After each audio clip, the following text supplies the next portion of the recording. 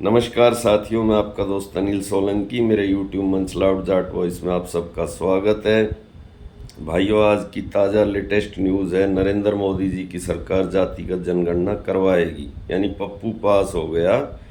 जिस राहुल गांधी को लोग पागल, पप्पू, अनपढ़, गवार, देशद्रोही, गद्दार एटसेट्रा एटसेट्रा कहते थे, सनातन का दुश्मन, सनातन का विरोधी, उस राहुल गांधी की मांग के आगे नरेंद्र मोदी जी ने सरेंडर कर दिया। लेकिन गोदी मीडिया, मोदी मीडिया, गोदी मीडिया के गोदी चैनल और गोदी चैनलों के गोदी एंकर इसको नरेंद्र मोदी जी का मास्टर स्ट्रोक बता रहे हैं कि राहुल गांधी के हाथ से मुद्दा छीन लिया। लेकिन मुद्दा छीना नहीं है, मुद्दा तो अब बहुत बड़ा रूप और आकार लेने वाला है।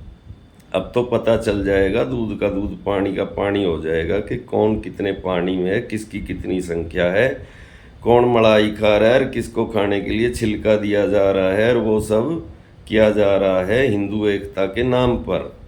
मैंने अपने पिछले वीडियो में आपको बताया था कि इस समय भारतीय जनता पार्टी की इस देश में 14 राज्यों में अपनी सरकारें हैं। उस 14 राज्यों में से उसने 7 मुख्यमंत्री सवर्ण जाति के बना रखे हैं, जिसमें से महाराष्ट्र और अपना राजस्थान और एक असम के अंदर ब्राह्मण, इन 3 राज्यों में ब्राह्मण मुख्यमंत्री हैं। उत्तराखंड और यूपी में ठाकुर मुख्यमंत्री है और त्रिपुरा और दिल्ली में बनिया मुख्यमंत्री है। यानी 14 में से 7 मुख्यमंत्री सवर्ण जाति के और बाकी 7 राज्यों के अंदर 2 में आदिवासी, 2 में अपने ओबीसी और 2 में, एक में पटेल और एक में मराठा है। गोवा में मराठा है और गुजरात के अंदर पटेल है।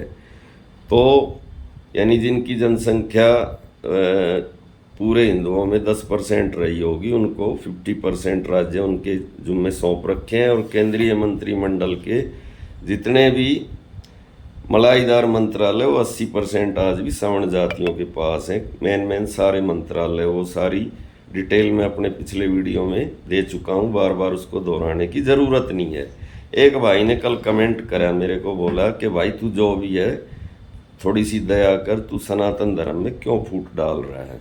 बिल्कुल सही बात है। तो भाई मैं तेरे से पूछता हूँ कि हम जाट जो हैं, जाट जाति जो उत्तर भारत में बसने वाली 4-5 राज्यों में हमारी अच्छी खासी संख्या है, उसको तुम हिंदू मानते हो, सनातन का हिस्सा मानते हो कि नहीं मानते हो? मैं सवाल के जवाब में तेरे से ही काउंटर सवाल करता हूँ। और अगर मानते हो तो मेरे को ये बता दो कि जो हरियाणा के अंदर आपने, आपकी पार्टी ने 35 वर्ष एक का एक नैरेटिव खड़ा कर रखा है, वो सनातन की तुम सेवा कर रहे हो। और हमसे बड़े सनातनी तुम कब से हो गए? हमारा पूरा इतिहास उठा के देख लो, इस देश के अंदर हमारी कुर्बानियाँ देख लो। कारगिल के अंदर जो शहीद हुए थे 500, मेरे ख्याल से 548 के आसपास जवान शहीद हुए थे, उसमें से 348 जाट थे। ये कहीं भी सर्च कर लेना, आरटीआई लगा लेना, गूगल पे सर्च कर लेना। वीर गोकुला जाट ने श्री कृष्ण मंदिर को बचाने के लिए औरंगजेब के साथ 6 महीने तक युद्ध किया था और अपने शरीर के टुकड़े करवा लिए थे। हरफुल जाट जुलानी के किस्से हरियाणा में रागनी सांग में गाए जाते हैं, जिसने 500 के करीब हत्थे तोड़े थे, कसाईयों के गायों को आज़ाद करवाया था और फांसी की सज़ा दी थी उसको अंग्रेज़ों ने। राजा राम जाट ने अकबर की मकबरे में से कब्र खोद के उसकी हड्डियों को आग लगा दी थी। बाबा श्यामल तोमर और बल्लभगढ़ के जो अपने राजा जाट राजा नाहर सिंह थे, उनको 1857 की क्रांति में फांसी दी गई थी। सरदार भगत सिंह संधू जो एक जट सिख थे, उनको लाहौर जेल के अंदर फांसी दी गई थी। तो देश के लिए, इस धर्म को बचाने के लिए हमारा योगदान किसी से कम नहीं। लेकिन फिर भी तुम जाटों को सनातन धर्म से बाहर निकालने पे तुले हुए हो। जब तुम हमको गाली दोगे तो हम तुम्हारे लिए ताली कहाँ से बजा देंगे? जब हमारे समाज की बहन बेटियां, जिन्होंने विदेश के अंदर पोडियम पर तिरंगा लहराया, उन्होंने इंसाफ की मांग की, तो तुम सारे सनातनी हमारे पीछे पड़ गए लठ लेकर, एक गुंडे बृजभूषण को बचाने लग गई। तो फिर कहाँ सनातन धर्म चला गया था? जब वो बेटियां अपने मेडल गंगा जी में बहाने के लिए जा रही थी, तो तुम ही लोग उनको ट्रोल कर रहे थे ना सोशल मीडिया पे। ये कह रहे थे कि ये मेडल तो 50 रुपये का है, जो रकम मिली है वो रकम भी पानी में बहा दो। तो वो रकम उन्होंने अपनी मेहनत से कमाई थी या खैरात में मिली थी? जो सरकार की पॉलिसी है, खेल नीति, उसके तहत ही मिली होगी ना। तो जब मतलब आए, जब सनातनी बन जाओ, जब मतलब ना आए तब अपने मतलब के लिए कुछ भी बोल दो। हरियाणा के अंदर तुम लोग बोलते हो कि जाटों का कॉपीराइट है मुख्यमंत्री कुर्सी पे। मैं तुमसे पूछता हूँ, हिमाचल प्रदेश उसके बगल का एक राज्य है, वहाँ पे 75 साल में सारे मुख्यमंत्री एक ही जात के बने हैं। तो वहाँ के जो बाकी नागरिक हैं, जो ओबीसी हैं, वहाँ के दलित हैं, वहाँ के एससी एसटी हैं, क्या वो इंसान नहीं है, कीड़े मकोड़े हैं? या जिस जात के सारे मुख्यमंत्री बने हैं वो औरत के पेट से पैदा हुए हैं और बाकी भैंस के पेट से पैदा हुए हैं? ये सवाल कभी करते हो? उत्तराखंड को 30 साल बने हो गए, 2 ही जात के सारे मुख्यमंत्री बने, क्या बाकी इंसान नहीं है उस राज्य के अंदर? या सारा सामाजिक न्याय हरियाणा में ही लागू होता है? लेकिन करो, हरियाणा में करो।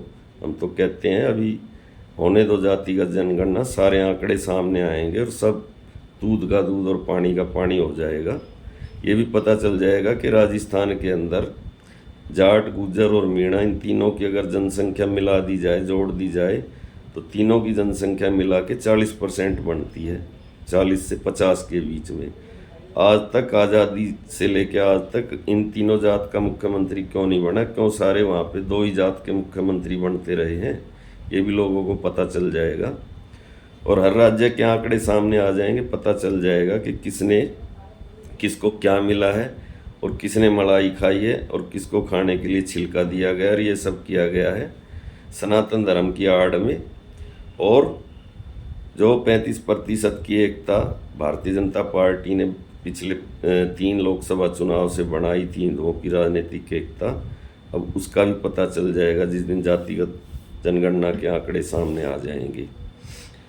तो भाइयों, मैं आपका भाई अनिल सोलंकी आज का वीडियो यहीं पे समाप्त करता हूँ। वीडियो कैसा लगा कमेंट करके बताएं। वीडियो को ज़्यादा से ज़्यादा अपने ग्रुप में शेयर करें, लाइक करें, कमेंट करें।